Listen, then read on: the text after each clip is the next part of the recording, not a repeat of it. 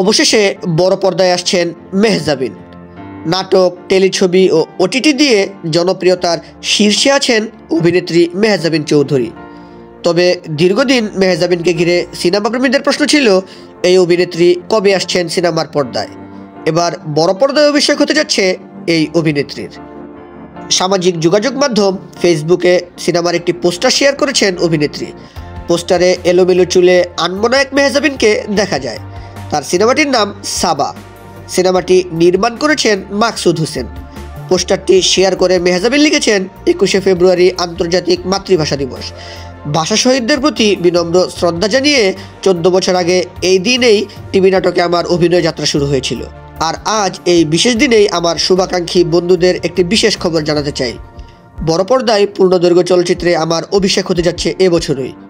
গত বছর সিনেমার কাজ শেষ করেছেন অভিনেত্রী। তা জানিয়ে মেহজাবিন লিখেছেন, 2023 সালের শুরুতেই আমরা এই চলচ্চিত্রের কাজ সম্পন্ন করি। গুণী নির্মাতা মাকসুদ হোসেন পরিচালিত সাবা চলচ্চিত্রে অভিনয় করেছি আমি। অভিনেত্রী আরও লিখেছেন, সাবা অর্থ যেমন সকাল, সকালের মৃদু বাতাস। আশা করছি আমার চলচ্চিত্র জীবনের সকালটিকেও সবাই অকৃত্রিম ভালোবাসায় আচ্ছন্ন করে রাখবেন। গল্প, চরিত্র, পরিচালকের নির্মাণ, গুণী অভিনয় শিল্পী ও নেপথ্যের মেধাবী কলাকুশলীদের সঙ্গে আমার অভিনয়ের সুযোগ, সব মিলিয়ে সাবা আমার জীবনে সবসময় বিশেষ একটি নাম হয়ে থাকবে। সবশেষে মেহজাবিন লিখেছেন, ফিচার পোস্টার প্রকাশ করতে পেরে বেশ আনন্দিত তিনি। তবে এখানেই শেষ নয়, প্রকাশের আরও অনেক কিছুই বাকি আছে। তবে সেজন্য থাকতে হবে অপেক্ষায়। জানা গেছে সিনেমায় মেহজাবিন ছাড়াও আরও অভিনয় করতে দেখা যাবে রোকায়া প্রাচী ও মুস্তফা মনোয়ার।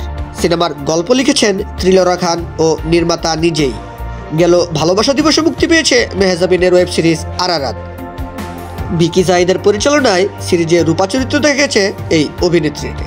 সো ভিউয়ার্স, মেহজাবিন চৌধুরীকে বড় পর্দায় দেখার জন্য আপনারা কতটা অধীর আগ্রহে অপেক্ষা করছেন অবশ্যই কমেন্ট বক্সে জানাবেন।